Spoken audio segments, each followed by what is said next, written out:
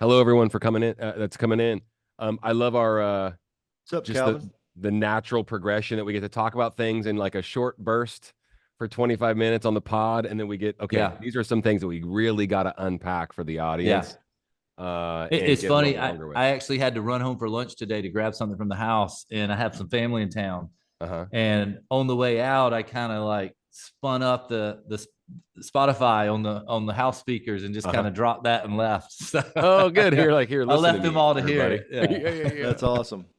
Fun. That's I awesome. need to do that. I need to do that at my house. I'm gonna spool it up and pump it out on the speakers and let I my wife love just that. Yeah. she'll be going trying to figure out how to get out of the room, and it's gonna be everywhere. I moved out in the country a few months ago. And when I say out in the country, I mean like 15, 20 minutes from town. And I got this vinyl record player and stuff, and of course, it's got the Bluetooth and all that stuff. And I just decided to invest in my first subwoofer. So because there's no one around us, we can just play. Yeah. We'll just play that rock and roll as loud as we want, or whatever That's we awesome. want. Yeah. It's pretty Right. fun. Shaking the Well, walls. guys, let's get things rolling. It's time. Right on. Well, thanks everybody for coming. Hey, and thanks if you're joining us again for the first time, again, pardon me, or visiting us for the first time. I can't thank you enough for coming to the HJ free webinar series. My name's Trevor Nelson, my business partner Jason Ledlow, and our special guest Sam Staley. He's the CEO of Event.Gives. Hey guys. We're going to talk about software. We're going to talk about mobile bidding. We're going to talk about all the things that are entailed in all the above, and as much as we can fit in 60 minutes. So thanks so much once again. If you're watching this as a recording, do us a favor, leave us a comment, ask us a question. We will certainly get to it. Share it with someone in your network. A little bit about us. We're HGA Fundraising. We provide the most profitable auction items in fundraising for your live auction, silent auction, raffles, online auction. We'll talk about auctions with Sam as well. So just want to give folks a little bit of an idea of who we are. And yeah, we're just so happy to have you, Sam. We were just talking about how. Hey, wait, one more thing. Stay to the end and win. We give stuff away. Yes, we like to give things away. Don't leave, yes. and we'll get you out of here on time. I promise. So yeah, we're gonna. Our promise is to get you out of here in under an hour. So, but really, really cool. And this is not a plug to listen to. Hey, nonprofits raise more money. But if you're so inclined, please do so. But we got a great podcast, and we just dropped an episode with Sam. Last week, as a matter of fact, where we talked about, for about 25 minutes, we just really got into some really cool details about auction software, mobile bidding software. And I said, oh man, this is just stuff that we got to unpack a little bit. We got to go a little bit deeper, and let's take an hour on the webinar. And so here we are, so really thankful for you to come all the way from Charleston. Thanks so much, Sam. Appreciate you, bro. Absolutely. Thanks for having me again. And it was a blast last time. I know it's going to be a lot of fun today. And I told Trevor, I'll get really nerdy on this stuff because I'm passionate about it. So hopefully you'll have to keep me to an hour as well.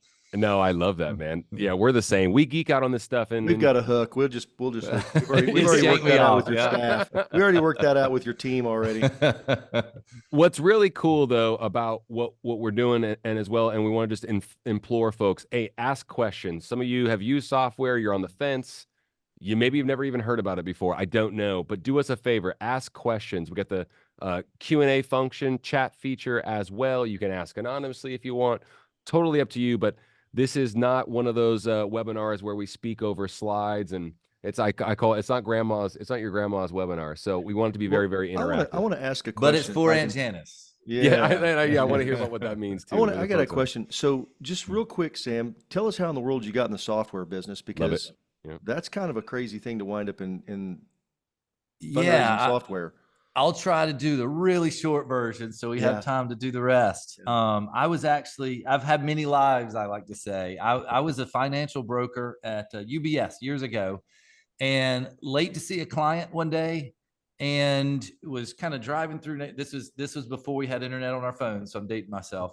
Was driving around trying to get Wi-Fi out of someone's home, and I got frustrated wondering why the Wi-Fi didn't exist everywhere, which today it does, of course. And that day I got back to my office and did some research and found out that technology didn't exist, but it could exist.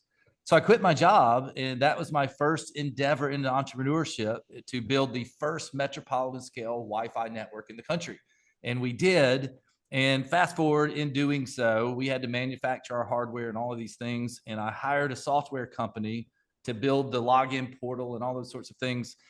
And I would sit with the software developer and tell him what we needed. He would think about it and turn around and start coding. And just buzzers and lights and all went off in my head. And I said, that is what I want to know how to do. And I would just reverse engineer what he did during the day at night and taught myself to code. Wow. And I've been solving as many problems in the world as I can find with code since. And I found a honey hole in this world of nonprofit fundraising events that has just kept me passionate. And there's lots of fun things to solve in this world. We've got some common background then, because that's how I got in my entrepreneur journey, was in telecom. And so I get it. Had an internet company at one point in time, and so it's interesting. I bet we probably looked at some of the same stuff and tried to figure out some of the same mousetraps a few times. So that's yes. It's intriguingly, it seems like it's big, but it's a tiny world in that. Yes, I always say Google was doing it in Philadelphia at the time. We beat them to the street, but being Google, they scaled much faster than us. Oh so. Yeah. They got deep pockets. Yes, that's awesome. Well, I'm not an entrepreneur, but I come from telecommunications too. So that's funny. That's awesome. I did not know that. I don't know how I didn't know that you were in the telecom field. I used to be the construction manager for a telecommunications construction company. That's cool. Wow. So is that cell towers? Is that the construction part? We did like aerial and underground. So okay. Oh, wow. Yeah. So telephone poles. I owned a tower at one time. Yeah. Owned one. I lease towers. That's awesome. Yeah. Well, so talk to us about, just, we had a lot of questions. I know Trevor's got a few points he wants to hit on, but sure. In the area of fundraising with software, one of the things that we talk about all the time is that the economic impact to an organization when they start using it, using software, is pretty significant. So would you mind just hitting on that, what you guys are seeing, Sam? Absolutely. We talked about this a little last time. I've done the math, and for us, the number's 47%. 47%. 47%. Wow. The very first event that I did, and it wasn't full-blown technology. It was just a text bot that would let me bid from my seat and text an outbid notification to me. That was it. But that was enough to drive more bids and increase by 47%. And, the next time we went on and solved some other things and kept doing that. But that number we touch thousands of events a year now.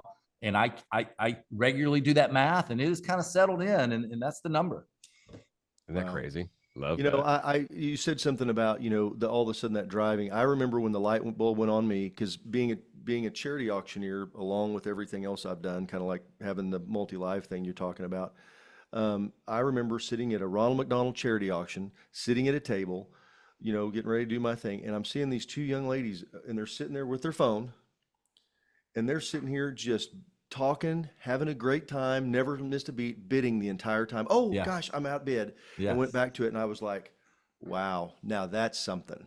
Now this is when it's going to be a game changer, because I've been around the charity stuff back whenever they were handing out iPods.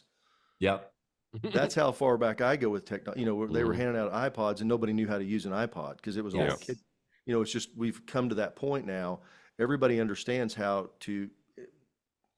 The largest majority of the population that we work with, they know how to operate a smartphone. It's not something. It's hard to find someone who doesn't anymore, right? Exactly. Early on, and I think timing's everything, right? When I got into this world, there were other companies already kind of in the space doing it, and I'm very familiar with the one that used to bring the iPods. And I think for me, it was great timing, because I probably wouldn't have come into the world had I seen that. That doesn't feel really scalable to me. But for me, my whole thing was, we've got this device in our pocket we can use for this. And so we already had it. And, we had passed that hurdle when I kind of got into this world. And I think that makes a big difference, that there's no learning curve there. We're using a device that we use all day, every day, and we're already there. You already got the hardware. Yeah. That's what it boils down. So if you don't mind, I want to hit back on that 47% number. So what you're saying, and we regularly say 30%, because we're pretty conservative anyway when we talk about increase in numbers. But to let everybody know this, listening to this, you're saying that they're raising 47% more gross dollars, net dollars. Tell me where you're seeing that number hit. Gross dollars. So, Gross dollars. an Okay. event that was raising 25 grand, let's say, is going to go to 47, close to 50. And that's what we see. Or if they were raising 50, we actually, some really blow it out. We did an event maybe about 6 months ago that normally raised about 40, 50 grand and did 347. And I'd like to attribute all that to us. I think we absolutely contributed, but they did a lot of work themselves. But the normalizer with all of that driving is technology. It's just to automate processes, to lower barriers. That's really what it's about, is lowering barriers to get me to give and get me to donate, right? Love that. Go ahead, Jay. Well, I was going to just follow on that. So, because I think this is another piece that happens when we put something like this in, and when we're doing software, we're going to put something in, it kind of raises all boats. I mean, we start looking at our sponsorships differently. One of the biggest things that I saw that became a difference maker using software versus not doing it was in underwriting and sales of underwriting and sponsorships. Can you talk about how you've seen that happen and how you've seen organizations really increase that? Because, the biggest thing that you can do is before you ever is pre-event fundraising. 100%. And it's a piece that is bittersweet for me because it's a piece oftentimes we don't get to touch from a business standpoint. We want to process donations and ticket purchases, things, right? And oftentimes the large majority of fundraising at an event happens way before in those sponsorship purchases. Those are the high dollar things, right? And so not only do we want to, be able to help with that, and we look at what do those processes look like and how can we, I say this in everything, not try to teach you a new way, but how can we meet you there where you're already operating and improve it, right? And so a simple answer around that particular piece is when you sell a sponsorship table, really what you're saying is, hey, Mercedes, Boeing, whoever the case may be, we want to sell you this table of 10 like you buy every year. And of course, we want you to invite friends who are going to participate ideally, right? And that if I have a room of 10 tables or 20 tables, that's 200 names I got to get on seats. And we regularly see organizers picking up the phone. Hey, can you email me your names? Can you email me their info? I got to do my seating chart. And that's a lot of work. What we try to say is let's distribute that labor and create processes that say, as an organizer, we don't want you to get 300 names and put them on seats. Let's give the table owners and table captains an opportunity to put 10 names on theirs, or even share it with their people and let me put mine. And now 300 people are doing one job instead of one person doing 300 jobs. And so we created a process that says, when you buy that table, let's send you a link with, here are your 10 seats, click here to invite someone and put their phone number in, and you're done. And so that person gets a text saying, hey, Sam invited you to the table, click here, and we're going to ask you for your name and email. And that seat now has a name on it. And that organizer got to spend their day smiling and greeting and spending time with constituents. And that's what we want, right? So you just, because before this, I'll just give everybody a little, we were kind of talking, the three of us were talking what we wanted to talk about.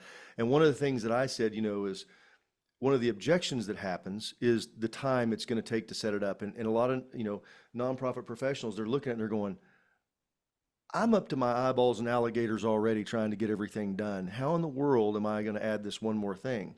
Yeah. But what I just heard you say is that, and I want you to expand on this, is that we're going to have enough time-saving processes that we can put in place at the beginning that are going to more than compensate for that time that it took for that initial lift.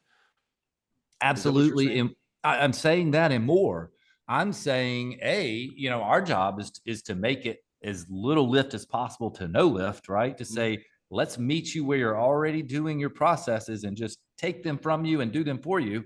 And what we've seen from that is not only have our organizers said, wow, that saved me so much time. I got to spend more time out in the event or more time doing other things than putting names on seats.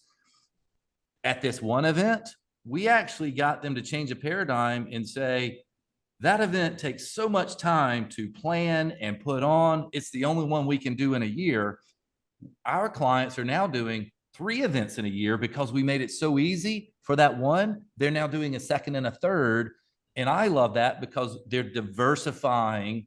All their eggs aren't in the one basket of that one event, and it has to go well. We're now helping them do multiple events, and it's easier than just doing the one. So that is when I really get excited and see that that's making a real impact, right? With what we do from software. That's when you know it's working. Do you see that becomes the, where I know a lot of times somebody goes, well, this is just going to be a golf tournament. It's just going to be a, we're just doing a luncheon. We're just going to do this. How those things become automatically, they get more traction because you are using technology. Absolutely. I see that a ton. And, I've recognized, I didn't come up with this on my own. I'm not going to claim it. We had a few events doing this and I saw it and we lean into it. And, when I think of events in all of us, probably we're going to have a fundraising event with the goal of raising funds, right? Which of course is always great, but we had a client that started, because we made it really easy, they started having lots of events where they were doing $0 tickets and very small fundraising. And, I was interested, piqued my interest to kind of look into, why are they putting time and effort into these events and not raising a ton of money? And for them, super smart. And now we've leaned into helping other people look at this and tools for it. But they were looking at an event, not just for let's raise money today. They were looking at it as the tip of the spear to engage with new constituents and build that lifetime relationship with people that showed up today. And knowing that the lifetime relationship is much better than the $100 we're going to get today. Let's now cultivate you because you showed up. And most importantly, we collected your data in the appropriate way, right? Exposing folks to the mission, and then absolutely. We were talking to somebody about this the other day about golf tournaments, and we're like, you go, everybody shows up to check in for the golf tournament. I'm like, and you're not collecting every bit of that data. You got 86 golfers that show up, or however many, however many teams and all that stuff. They all show up, and you didn't get any data except, well, you got nothing. Yeah, and to their credit, though. And I always kind of am amazed at our clients because I learn from them every single day. I went to a golf tournament this week. It was a fundraising golf tournament, got invited to it. And they had the classic, the silent auction was there and all the things. And I was there as a player. So I got to kind of experience that side of it. And I have to say, it was difficult. It wasn't our software. I'll say that. But, it was hard.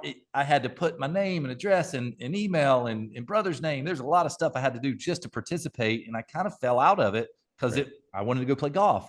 And I think they recognize that smartly. They know this is just a bunch of dudes that are showing up to play golf. Let's tread lightly on that time and not ask a lot from them. But I think it's more about being smart in how you do it, right?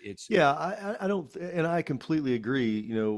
You got to raise all your money in a golf tournament before the golf tournament, because once it starts, nobody wants to do anything but play golf and drink. Yeah. And so, and probably drink and golf in more of that order is usually how it goes. I will say, pro tip for golf tournaments, this is so small, but I've seen it make such a difference. And I just saw this week. They were selling me a mulligan at the door, right? And I bought one. But if they would have come out on hole 8, I would have bought 3 of them from them because I needed them, right? Sure. And so we actually push that and we say, go out on the course. Here's a tool that makes it easy to sell mulligans and go sell them out there where they need them, right? So just little things like that. Yeah, I like having different fundraising stations on the deal. Use the software. Don't just sit there and write it down on a clipboard. Use the software. Have somebody out there who's manning it. And let's say that you're selling shots, to hit a ball in a canoe and win a prize. And it's $10 a shot, because there's guys will sit there and go, give me another one. Because they're waiting to tee off. And they're going to give me another one. They can't even get the ball in the water, but they'll continue to give you $10 to put it in a canoe. That's how bad. And it's funny, that goes back to meet them where they're already operating, right? Yeah. Go out there on the So course. true. Don't make them walk over here at check-in to another place, right? That's right. That's You right. all, I think we've talked about this for 20 minutes now, and this is one thing I just can't wait to, Okay. to ask Sam. But it's like, but what's interesting, but this is okay. So it segues really, really nicely because Sam said something on our podcast that we dropped last week, and it was I was like, wow, that is obvious. It makes a lot of sense. I agree with it wholeheartedly. But so funny, everything that you guys have been talking about for the last 20 minutes kind of leads into, and Sam, I want you to explain it in your words. But it's obvious that you're working with nonprofits. It's obvious that we're all here to help, organizations raise money, advance their mission. But you said something that was like really, the light bulb went off, so to speak, where you eloquently put who you're actually serving. And Sure. I want you to explain that a little bit more in detail, what that means. Yeah, for us, and it is literally the first sentence you see on our website. And what we say is, we're the event platform that your attendees will love.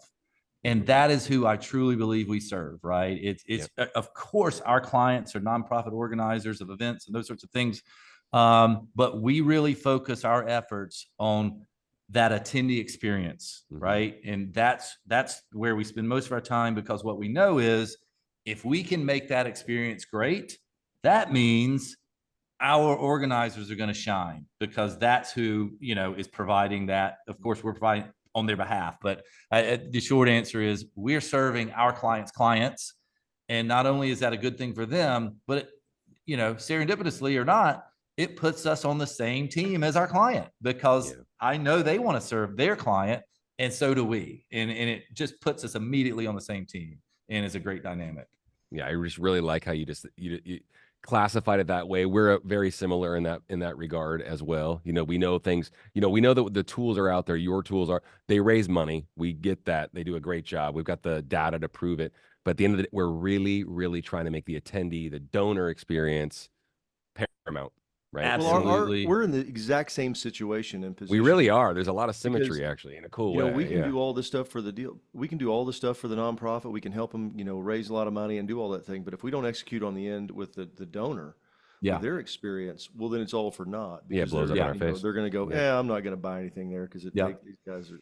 And what we need them in, what we, our strive and what they do is to say, and literally, I saw this at a conference last week. This guy said, buy this trip. I just took it last month. They take care of everything. It was one of the best trips I've ever been on. And of course, I'm over there, my heart's going, oh man, I'm just in love right now, because this guy's telling somebody else. I don't have to say it. He's telling them. And so, it was for one of our big national clients, and it was great. It is interesting, the symmetry. Sam and I had this conversation. I want you to, expand on it as well. We got in the space you were around 2015, Sam, you said? Yeah. That's when we did a handful of events that year, but I call it, we made money that year, a little bit, but we were in business. And what's cool is that, we keep saying, like, we're really trying to educate and just bring attention to the fact that tools like this even exist. And like you said, the hardware, we already have the hardware to use it, right? Yeah. I mean, that's already built in. It's in everyone's pocket or purse or bag or what have you. I want to talk about getting a little scientific, because I know you, like you said, you kind of geek out on this about it. I want you to get scientific about the psychology of, and whatever comes top of mind. I mean, we could talk about, being outbid and your phone buzzing and notifications and all these things. And I want you to talk about maybe some things that folks haven't heard, or expand on things that they have heard and whatnot, and how psychology plays a massive role with attendees. Donors and a couple of things come to top of mind. One of my favorites that I'll talk about, and I don't know, hopefully you've seen it since I might have said it last time, but I'm going to start at the really nerdy level and then go back to normal people. One of the things that we do is, in the software, when you see something you want to bid on or donate, there's a button, right? And when you press that button, we have actually done the research on what's called haptic feedback, which is when something buzzes, right? If your phone ring, it buzzes, right? Or if and so we kind of have done the research that says there are particular patterns of buzz and frequency at which those buzzes occur that create more of a dopamine response than others. And we build that into the software that when you press that button, you get that feedback that confirm that happened and that felt kind of good. And I want to do that again. Right. Isn't that cool? And so that is really granular, but that's how you got to think about it in my mind is go all the way down and build those tiny little things in, all those little things that you can't quite put your finger on. But as a sum, it created this new experience that you love, whether you know why or you don't know why, but you just know that it felt good, right? And so that's the way I think about things. In a room, Jason, if you're doing events, emceeing and auctioneering, you've probably seen this a ton. We spend a lot of time thinking about, we have digital displays as kind of extension of our software that puts things on screens around the room. And I've seen this in real time. When I donate, my name just went up on the screen and said, "Thanks, Sam." And that is psychology that gives me just a little dopamine hit. And that felt really good. And I've seen people in rooms go, "Oh, did you see that? It just had my name up there. Hold on, let me do it again." And they donated another $50 to show their friend that their name was on the screen. So it's no different than whenever, I'm retired now, but whenever I would do a charity auction, and I would sit there and go, "Come on, everybody, cheer him on, give him a hand." I mean, everybody starts going crazy, and that person's hand, it just goes up. It's like almost because that rush that they get. And it's the same thing. And you guys have been able to do that with the electronics. So instead of it just being during the live auction when somebody bids, which is not everyone, we know that only a certain percentage are going to be able to bid in the live auction. Yep. But across the board, everybody has that opportunity, and it does feel good. And I've seen to, and it's not always about technology either. And this is where I really like to go to events and experience them and see things that are working and not. I've seen things that we now, coach and consult our events on. But at the end of the event, people come around to the tables with baskets to collect the paddles. But if you put your paddle in, that it's $100 to drop it in there, and they're going to draw one that wins a thing, right? Yep. And there's no easier pressure than when that basket comes to your table and everybody's dropping their paddle in. You're not going to be the only one that doesn't, right? Yeah. And so those little things really matter. No question. We like to bring that to our clients because we get to touch thousands of events a year, and can bring that knowledge to our clients. For those folks that are out there, doing an event, and I'm going to just do this real quick because I know Trevor's got some other pieces we really want to get to. Yeah. But let's just say that somebody already has software. Their event's coming up in week, 2 weeks, 3 weeks, whatever. They're already down the road doing that. What are maybe 2 or 3 things that you've seen with can be generically done that have made significant changes, or maybe even, even small changes can be significant, Sure. 2 or 3%, it's 2 or 3%, that you could say, here's some couple of quick things, best practices maybe that you guys talk about. Love it. A couple are coming to mind. One's going to hit really close home with you guys. But for me, I go straight to, is this people that are already on our platform? They're on another platform. Oftentimes people kind of are selling tickets on Eventbrite or Ticketmaster because they go, that's the ticketing platform. Then I'll do my auction over here, my paddle rate. So, we always coach to unify, of course, but if the tickets are sold, they're sold. And then we go immediately to what's next. How can we help at the door? How can we help in the room? And, we'll immediately consult them on, okay, you've sold your tickets, but let's help you with check-in. We've got really intentional flows. Let's import those ticket sales into our platform and use us for check-in, because it matters if we can shave 3 seconds off every check-in, and that's going to add up. Massive. And our job is, Jason, I'm speaking to your past as an auctioneer. Our job, I believe, is to fill that room with happy people, so that your job of getting them to raise their paddle is that much easier. And that comes from not waiting in line at the door. I think that's important. They do not want to stand in line and check in. They want to go straight in and go get a drink, because the first place that they go is they're going to go, typically they go find their table, they put their program down, and then they go find the bar. Yes. And they go get a drink. And then they might go and see somebody they know, because, you're thinking about, the other thing that happens, what we sometimes forget about these events are, people want to see and be seen. You know, that's why we put the tuxedos on, and then our wives put their pretty dresses on, and they go get a dress, and they get their hair, get a blowout, and get all the stuff, get their makeup done, because it's there to see and be seen. They don't want to be sit there doing it. And one of the things that I think about with software that makes it so simple is that very thing that you're talking about. I can sit here, you, me, and the three of us could be at an event, sitting there with a glass of wine, talking about something, whatever it may be, the ball game, it could be anything, kids, something, and constantly, because we've got these devices that we're never going to leave, because, you know, I don't leave this at the table. I put it in my pocket and take it with me. And it pops up there and it gives me a little buzz, like you said, it notifies me something like, oh, wow, hey, this, I'm outbid. I got a bid on, hold on a second. Okay, I'm back now. Yep. And we push that. Yeah. Yeah. And that go ahead, Sam. Do that. So that's the thing. One more piece that I'd like to hit on, and I'm keep saying one more thing, but it just comes to my mind. Pre-event marketing.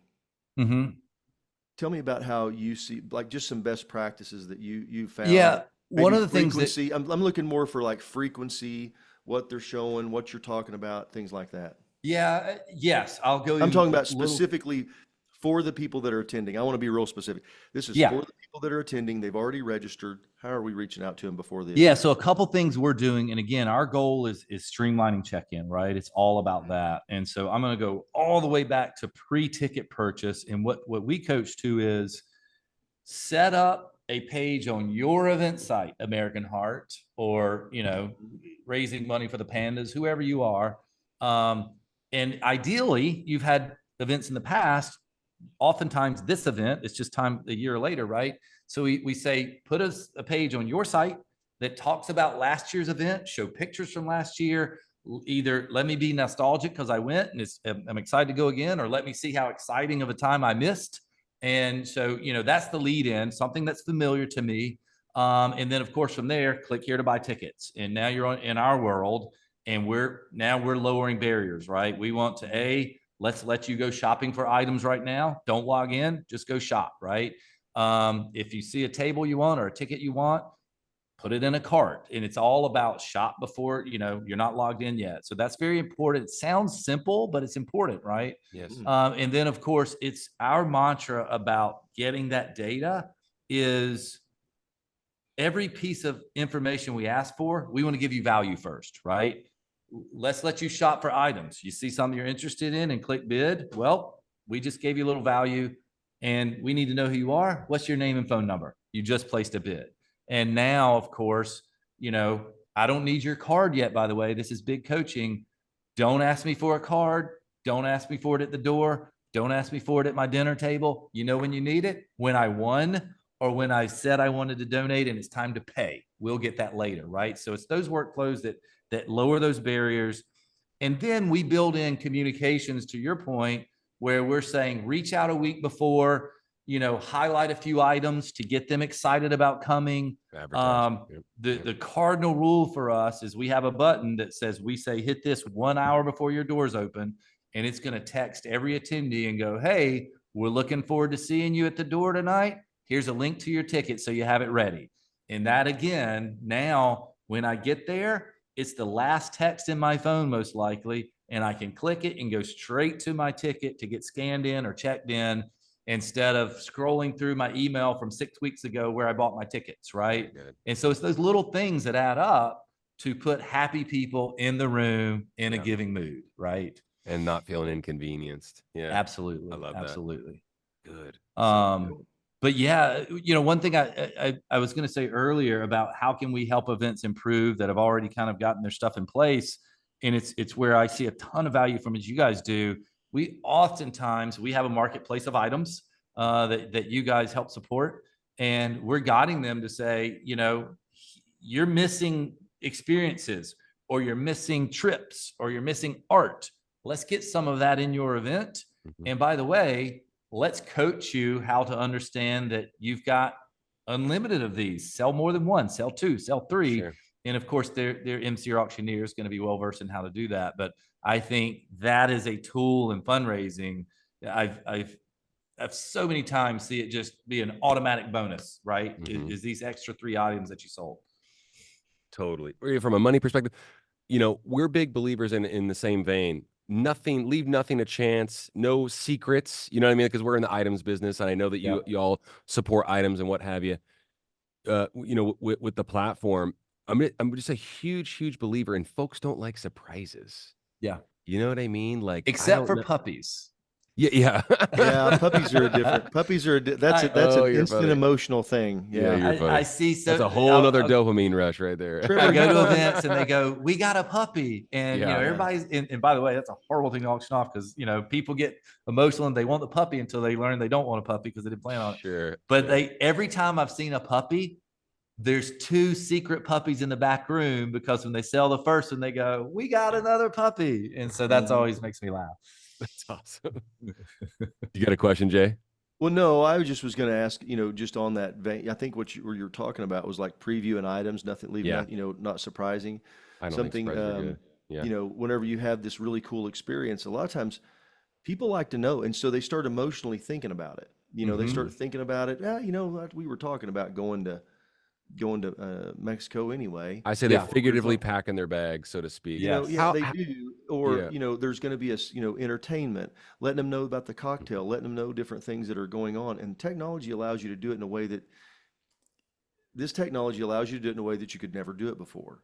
It allows you to Because stay in front of literally- your supporters. Literally, I mean, we've seen people take a signature drink like this. They have a signature drink that's being sponsored and underwritten, and they took a picture of it, and it said, "We're waiting for you. Let's start the celebration early," or something like that. Yeah. And it was this cool thing because you knew, and when you walked in, there was this drink sitting there waiting on you, and you got to take it, and away you went. Yeah. So just little things, getting people because everybody's always afraid, well, I don't want to send them too much stuff. Mm-hmm. We're not talking about sending them 35 texts a day. Right. I'm saying if you send one a day for the first 5 days before your event, You're not out of bounds. Yeah. Absolutely. no, I don't believe so at all. No. And I'm just based on my experience. This is my experience of being the guy that gets the text. Yeah. Yeah. I don't think anybody, and maybe somebody has some different thing, but I'm like, if you're not telling people what's going to happen, because they may get to, let's just say that your event's on Saturday night, and all of a sudden they've had something going on, and this, that, and the other, and they kind of just lost track, and they're kind of like, and then they do say, we want to be on there. I want to be on. You'd think people would forget, but they do. I've forgotten. 100%. I've forgotten an event I was supposed to be at, but I'm saying, things come up and go, oh shoot. Yeah. Hey, and that's just the time that we live in. It's not like, hey, we're just like, we're not, the wizards behind the curtain going, no, this is the way it needs to be. This is the way it is. Yeah. Yeah. Do you know what I mean? Yeah. Like it's Yeah. even changed since we've been in business, where it's like, no, leave nothing to chance. Tell them about everything. Show them everything. And I can't, like I said, it hasn't always been that way, and it might not always be this way, but it is now. And so I don't think you should ignore it, right? Effort. This is one of the things that I think, when we do a lot of coaching, and when we're coaching somebody, and it's like, they think, well, do you think this is a good idea or not? I'm like, this is your shot. Take it. This is the time that you have. You don't, you're not going to be doing this again for another 365 days. Yep. And it's so funny. I remember, I don't like to go back to this time in all of our history, but I saw a really interesting dynamic, through COVID, because we pivoted during COVID, events quit happening. We made a streaming platform, all those things. Yep. But one of the things that we had to actually step in and coach every one of our nonprofit clients is, I remember coming out of it, they were coming to us going, hey, I know we didn't have our event this year. We've postponed it and all the things. And we don't know if it's quite the right timing yet to ask again. And, people are thinking about these other things. And should we ask? And I said directly, if they don't give this year, they're not going to make up for it next year. Yeah. So yes, you should ask. And if you don't ask, you're not going to get it. 100%. Yeah. And so it's a guaranteed no. If you don't ask, it's a guaranteed no. Yeah. Hey, so yeah, I take love your that. moment. That can't be overstated. I think that's huge. You said something really interesting about how it became so streamlined, and how, and listen, if you do one event and it's massive and that's all you need to do to support your mission and that's your, most of your fundraising efforts is all, poured into one event. So be it. But the idea that you could put on such a great event and then have offshoot events or sister events where you're exposing folks to your brand, your mission, celebrating what you've been doing.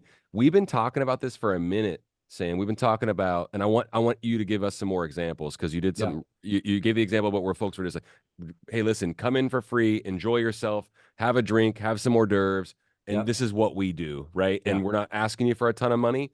That doesn't mean we're not going to in the future, but we're not now. And then we've been exposed to and actually spoken to a lot of folks about sponsorship events, is at least what we call them, where high-end sponsors, very exclusive event, still a fundraising component, but only like, say, 50, 75, 100 people, things like that. Sure. Give us some other examples to get the wheels turning for folks about how they could look at other fundraising opportunities when it comes to events and getting folks in a room. Absolutely. And I hope you'll forgive me if I make a shameless plug with this, but it's literally our answer to that question. We intentionally built a product around an answer for that, because we see it, and that's what we do. Well, there was a need, obviously. So that's absolutely. And we see, and I'll take a left turn really quickly for a moment. When we started doing this, it was, okay, we're going to support galas that do silent auctions, and we're going to automate software and all the things. And that was what we were tracking towards. And then one day, somebody bent our software kind of in a different shape and used our donation features to vote on dancers in a Dancing with the Stars competition. Wow. And we saw that and thought that's amazing idea and concept. And so we leaned into it and built tools to support that. And now we're doing lip sync battles and comedy battles and all these things. And so we learn from our clients. And one of the things that we learned is galas are great at raising money because we do a ton of them. People get a little fatigued to go in the same one year over year. Golf tournaments, people love going to, they're not great at raising money, right? And so we saw that dynamic and learned from our clients and said, what if we could combine those two into a new format to say, let's do something different in addition to your main fundraiser.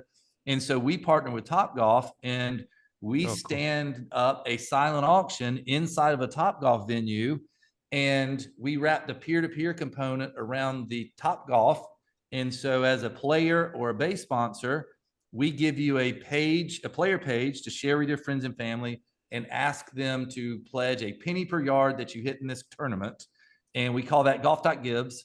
And again, it's all about saying, we know our clients have 4 employees that spend 6 months to plan an event, to find a venue, get a caterer, do the programming.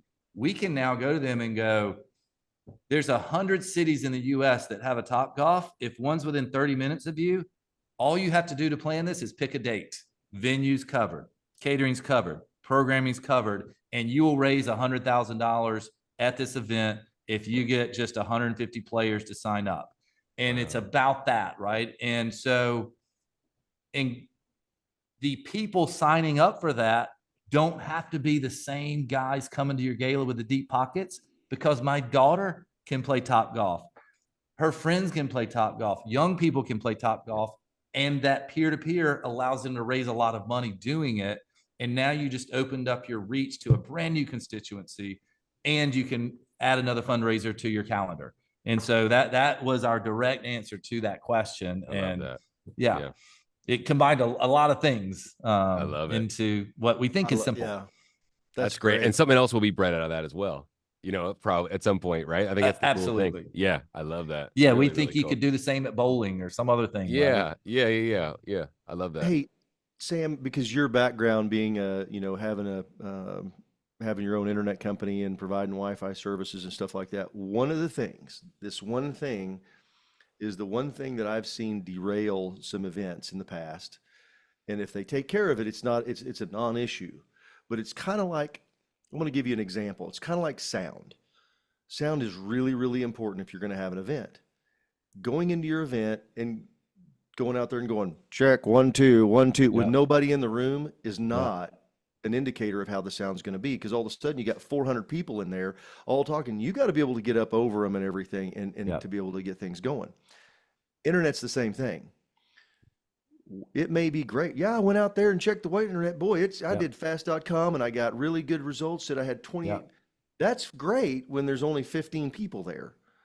But what happens when there's 400 people there? So give me some idea, give us some ideas about some things that you've seen and the way to check that properly, because I've seen it you can have the best software, the best plan, the best deal. And if you don't have, connectivity, it's a wreck. I'm so glad you asked that, because we hammer this for every one of our events. And I can think of several examples. I'll go all the way to the most extreme example, which we were doing a really high dollar event on a horse farm out in the country. And as much as we love software and want them to use us, we had to actually tell them that barn has no internet. You cannot use us. And that's okay, right? It's all about what works at your event. But to step up from that, you're right. We always say, go to your venue before with your own phone, just to make sure it exists, right? But Jason, to your point, the fact that it exists doesn't really mean it's going to support 300 people. And what people kind of conflate is they say, well, the venue said we can use their Wi-Fi and they've got a gigabit connection, so it's going to be fine. But it's not the width of the pipeline that's the problem. It's that pipeline is plugged into a little router in some closet somewhere that just simply doesn't have the processing power to handle 300 people making requests. And that's where it falls apart. And we always say, cardinal rule, never put your guest on Wi-Fi. Yeah. Because our cell phone networks were built to support 300 people in one place, on the freeway, in a building. Keep them on their own phone networks. That's your best bet. And then we always have a fallback, which, blasphemy for me to say, we actually created for this same problem what we call paper mode. So if all else fails, internet goes out, there is no solving it. You can go into paper mode, and what that means is we kind of give you materials to put paper out and go back to writing our names, and that's okay. But at the end of the event, when you get back to internet, we bring it back together, and we give you this facility, which is a way to just have that stack of papers. We put all the events on one screen or items, and we have phone number, amount, item number, and you just enter, and in bulk, you just place the final bid on every item. And now everything's back to online, and you can put them in carts and people can pay. So it's all of those things together is a long-winded answer to that question of make sure you can support technology. And I think this is something too. I think you got to realize something could happen. I live in Oklahoma. Yeah, you got to mitigate that. We could have a rain, wind, something. Somebody out here doing something. They cut through a line or something like that. It can happen. Yep. Car wreck, hits a line outside and, takes a pole down or something. So having that contingency plan is really, really good to say, okay, that way, because if you already know if this is what happens, well, then you just go, we already know we're going to pull the alarm, which for us means we're just going to switch to this other program. So I think that's really good to bring that up. Yeah, absolutely. Hey, we've got I like Ann's question. Great question. Yeah. You want to read it out? Oh, sure. And thank you so much. The pre-event marketing strategy, which we're pretty passionate about. Can you say more about why you inform guests about things like the signature cocktail prior to the event? Is it a benefit to the sponsor? Is it an incentive for guests to arrive on time? What if they want to drink the signature cocktail, I suppose? You know what? I'm going to tell you what this is my thoughts on it. This is what I think we're here to do is we want to put the fun in fundraising. We're here to have a fundraiser. But the reason people go to events, nobody leaves an event going, that's a really good cause. I'm so glad I went there. They go, boy, that was a rocking event. We had so much fun. Oh my gosh, the mission's incredible. The food was fantastic. They had this really cool cocktail out front. We want to build some anticipation.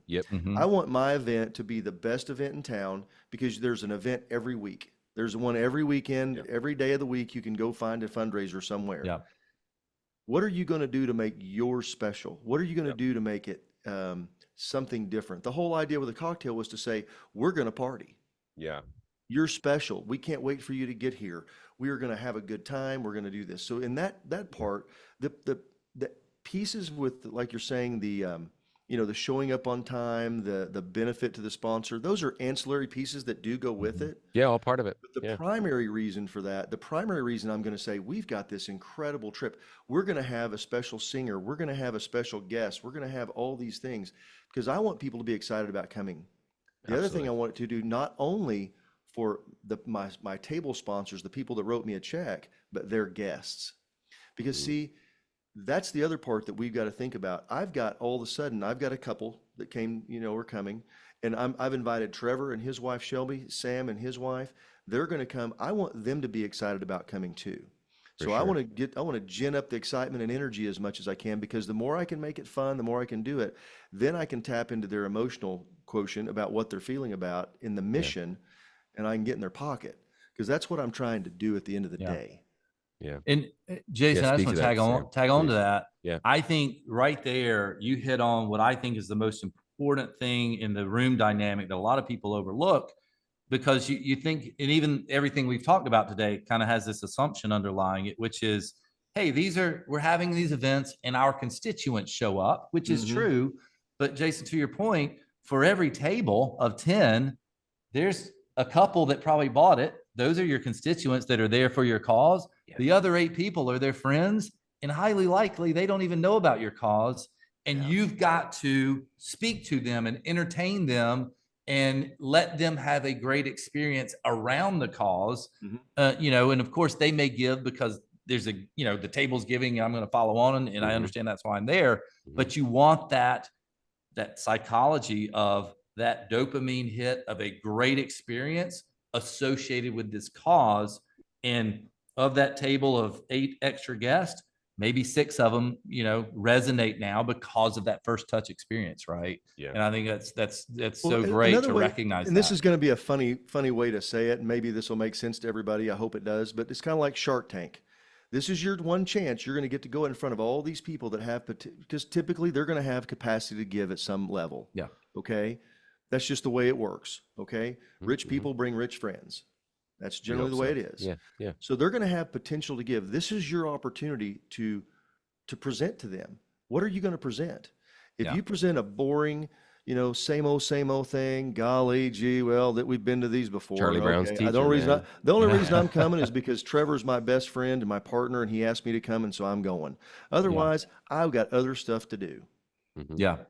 But we got to drive on that whole piece, and you cannot understate the piece that Sam just brought about the dopamine rush. That there is a psychological, physiological thing that happens when people go to a fun event.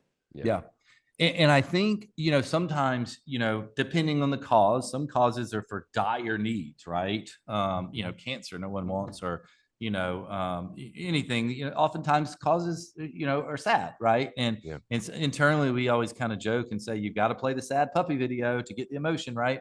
Sure. Which is all true, but you can't just focus on the sadness, right? It's this roller coaster of I always equate it to going to a workout or a spin class, where they you start out kind of slow and the beat's slow and they bring you up and get you hype, and then they bring you back down, and then you finish off strong. It's similar, right? It's you're creating that wave of emotions where it can't all be sad. There's going to be a sad moment because we're supporting maybe something that is sad, but there's also those high moments in those celebratory moments of look how much we're helping, and look at how fun whatever they are, but you've got to have both, right, to amplify each other.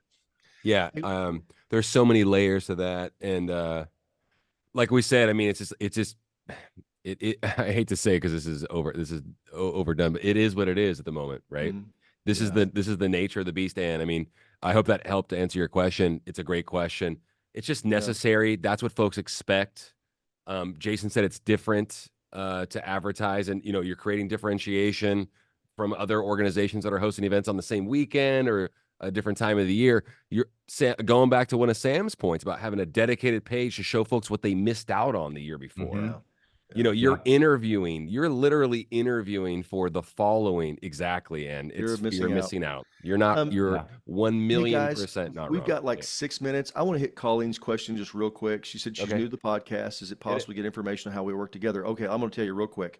Yeah. So HGA Fundraising, what we do is we provide trips and experiences that nonprofits can use to raise more money. Event.gives is one of our value partners. So they put our stuff, they offer it through their platform. So you can one or the other. We're not connected other than that. But that's how we work. Bailey just put the links on there, so please go and see those. You know, our information is free. We want to, you know, Sam's just coming on here. Yeah. He's sharing his time to come and talk about this because, you know, we're passionate about helping people raise money. And it's real interesting the fact that Sam was in telecom too, because telecom is really hard. It's really hard. It's regulated. It's not that much fun. This is fun. Yeah. This is fun. Every day I get Yeah. to help people figure out how to raise more money for their stuff. So Great question, Colleen, yeah, by the way. So thank you for that. And then, you know, Colleen, yeah, I mean, piggybacking on that, I mean, we're in the same boat. So we're a part of a tide that's going to rise all boats, you know, and we're all, you know, pulling in the same direction. So I think that's the cool part about it. So, yeah, thanks so much for the question. That's awesome. As we go through this and wrap up in the next 5 minutes, I want to just let everybody know what we're going to do is we're going to send out a recording of this. Mhm. And we're also going to put Sam's contact information so you can just ping him. If you've got a question, this is not a solicitation for you to go use event.gives or HGA fundraising for that matter. But if you have a question, you know, this is one cool thing about our webinar. Our guests always allow this to happen. So we'll let you do that. So if a question comes up, you know, there's going to be something we can't do it all you know, unfortunately we can't get to everything in an hour, but we sure want to. We could have used 2 today. This was good. I can, yeah, we can just geek out on this stuff. Thanks for being days. generous with your time, Sam. Yeah. Appreciate you and Absolutely. your team. It's been awesome, man. Yeah. As you, hopefully it shines through. I'm so passionate about this and enjoy talking about it, and just enjoy the ability to have so many problems to get to solve every day. I just love it. Yeah, no, it is really, really fun. You and I had that conversation a few weeks ago where it's just like, I feel like we're doing the same thing where we're just like really just with a megaphone explaining to folks like, this is what we do. Yeah. This is how it can work. Do you have to use it right? No, you don't. But, you know, just consider, you know, it's actually really encouraging. That's the fun part. You know what I mean? There's just so many 100%. Folks that need to hear this kind of stuff. And this is also an invitation to come back. Because we need to keep having these conversations, of course. So really appreciate you, brother, being so gracious with your time. Yeah. I'm going to do a last call for questions from folks that are in attendance. And thank you so much for coming. I see a lot of names that have joined us before. We got about 4 minutes and I got something to give away. We're going to give away some HGA bucks that you can use at your next event. And then, I see a lot of new folks. So thanks so much. It's nice to meet everybody and appreciate you coming, and do us a favor and share it with some of your network. We're going to continue having some really great discussions and all that good stuff. So, hey, before we do that, we will put your contact information in the recording. But Sam, easiest way for folks to find you and event.gives? Super easy. It's right in the name. Our website literally is event.gives. Cool. We just make it easy, right? I love that. That's how you find us. Our team is support@event.gives. Cool. And quick shout out to them. They're phenomenal. We are fanatics. True story. Every single person in this building has touched at least 200 events. They are all experts, and I'm so proud of them. That's cool. No, awesome. Your team is fantastic. They've been really awesome to work with. Our team will ditto that. So been great. I'm going to give something away real quick. Liz Brittany, reach up and touch the screen. Hey, thanks for coming. Here we go. It's going to spin. And what do we got going on here? Whoa. 400. All right. That split pea soup color is $400. That's awesome. I love that. That is awesome.